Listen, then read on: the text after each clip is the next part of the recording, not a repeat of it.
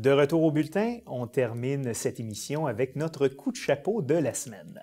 Infirmière depuis plus de 30 ans, notre invitée a reçu cet automne l'insigne du mérite, qui est la plus haute distinction de l'Ordre des infirmières et infirmiers du Québec, après avoir consacré l'essentiel de sa carrière à offrir des soins aux personnes âgées.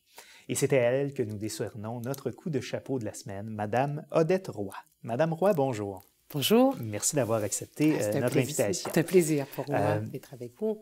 Vous avez consacré l'essentiel de votre carrière aux soins pour les personnes âgées.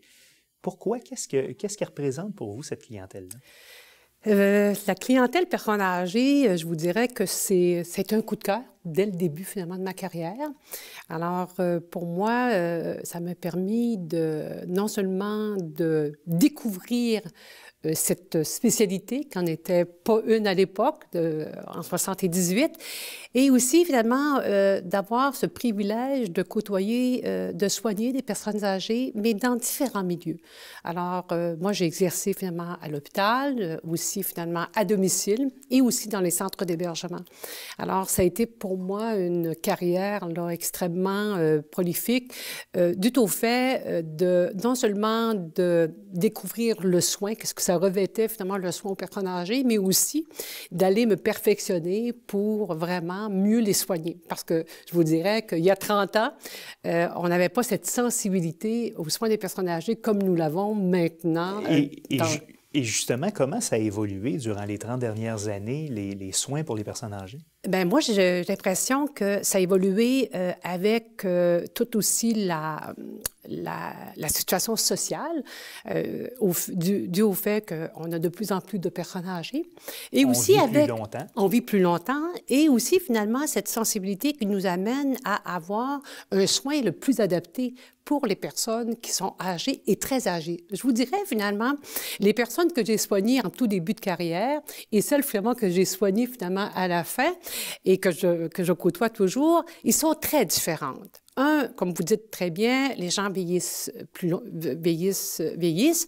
Et aussi, finalement, les personnes âgées, ce qui était une personne âgée il y a à peine 30 ans, et ce qu'on définit comme une personne âgée maintenant, c'est vraiment extrêmement différent.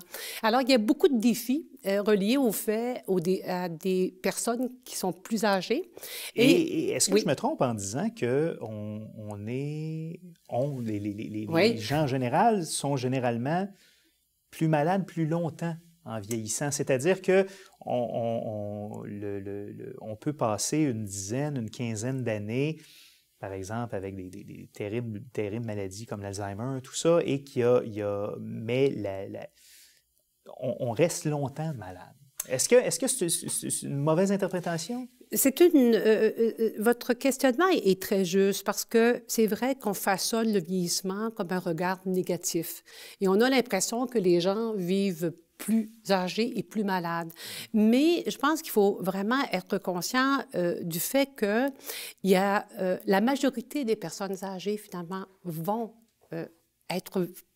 vieillir, mais en bonne santé, tout en étant atteint peut-être d'une maladie chronique, mais conserver une autonomie, une capacité de se prendre en charge, ou aussi, finalement, de jouer un rôle social. Alors, je pense que c'est la distinction que l'on vit actuellement dans le monde actuel, c'est qu'on peut bien vieillir, on peut aussi se préparer à mieux vieillir aussi, et aussi de porter un regard différent sur le vieillissement. Alors, je pense qu'il y a toute cette nuance-là qu'il faut vraiment faire, et puis je pense que les gens que j'ai soignés il y a 30 ans, comme je vous disais tout à l'heure, ils sont très différents. Maintenant, les gens vieillissent différemment. Mais il y a aussi le fait, comme vous le dites très bien, on est vraiment devant des réalités où on risque d'avoir des personnes qui soient atteintes de démence, entre autres la maladie d'Alzheimer, et pour lequel d'autres maladies chroniques débilitantes et qui affectent leur autonomie, et pour lequel la société, finalement, doit justement évoluer, et aussi, finalement, les professionnels qui les soignent doivent développer une sensibilité pour mieux les soigner. Il y aura beaucoup de défis dans ce domaine-là au courant des prochaines années avec le vieillissement de la population au Québec. Dans un autre ordre d'idées, l'Ordre des infirmières et infirmiers du Québec, je le disais d'entrée de jeu, vous a décerné l'insigne du mérite. Donc, que vous portez en ce moment sur vous. Cet insigne-là vous a été décerné pour les différentes améliorations que vous avez apportées aux soins pour les personnes âgées. Quelles sont justement ces améliorations-là, ces accomplissements-là? Écoutez, moi, j'ai travaillé beaucoup au niveau de tout ce qui touche le maintien et de l'autonomie des personnes âgées. Alors, c'est ce que ce n'est finalement au moment où ils viennent à l'hôpital, que les milieux, les environnements, les interventions soient le plus adaptés. Ça, je pense que c'est un élément qui a été vraiment une pièce majeure dans toutes mes interventions infirmières avec les équipes interdisciplinaires. Développer aussi cette sensibilité d'une approche davantage où on travaille, on soigne avec la personne âgée. Alors, pour moi, c'est extrêmement important. C'est pas parce que vous êtes plus âgé que vous n'avez pas finalement droit, vous n'avez pas droit à avoir tout l'enseignement qui est requis pour mieux en prendre en charge vos médicaments, vos traitements, etc. Être traité avec dignité aussi. Écoutez, pour moi, c'est un incontournable. D'être considéré dans son entièreté, d'être considéré comme une personne finalement entière dans une société avec tout l'aspect de la dignité qu'il faut protéger.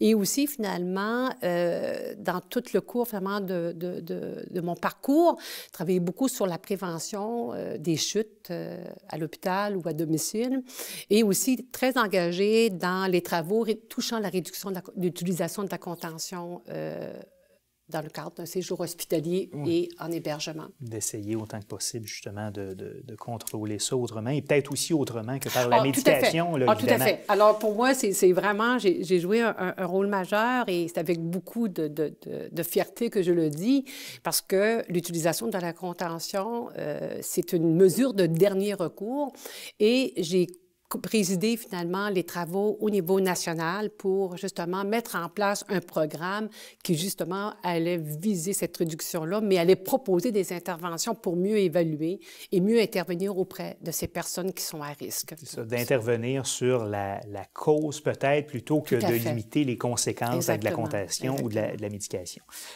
Vous avez fondé le Centre d'excellence en soins infirmiers de l'hôpital Maisonneuve-Rosemont en 2003. Quelle est la particularité de ce centre?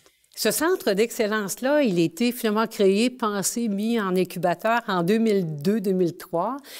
C'était à l'époque une innovation, et je pense que ça le demeure encore parce que justement, il est porteur d'avenir. Alors, l'idée ici, c'était de créer un centre d'excellence en soins infirmiers qui, justement, serait un carrefour des savoirs, où on aurait vraiment un lieu privilégié où l'ensemble des infirmiers et infirmières, indépendamment de l'unité de soins où ils travaillaient, ou aussi indépendamment des fonctions qu'ils occupaient, pouvaient jouer un rôle vraiment majeur dans tout ce qui touche le questionnement de nos pratiques infirmières. Alors, l'idée pour moi, c'était vraiment de vraiment créer un lieu où les infirmières pourraient partager, échanger, discuter sur des pratiques, si ce n'est que de dire, bien, écoute, pourquoi on fait ça? Puis est-ce que c'est toujours à jour, finalement, de faire telle intervention infirmière, par exemple, réveiller un patient pour s'assurer que sa douleur est soulagée, la qualité du sommeil. Alors, c'est vraiment dans ce contexte-là où le questionnement de pratique est majeur parce que le questionnement, c'est la base du changement.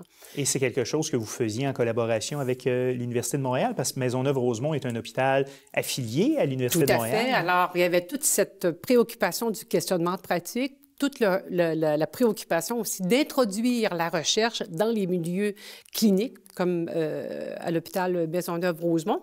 Alors, toute cette alliance-là avec la Faculté des sciences infirmières était déterminante. Je suis toujours finalement professeur associé là-dedans. Alors, le développement de la recherche est une priorité. Alors, à partir du moment où on reconnaît tout le caractère scientifique d'un savoir, à ce moment-là, ça nous permet d'amorcer des changements sur le terrain.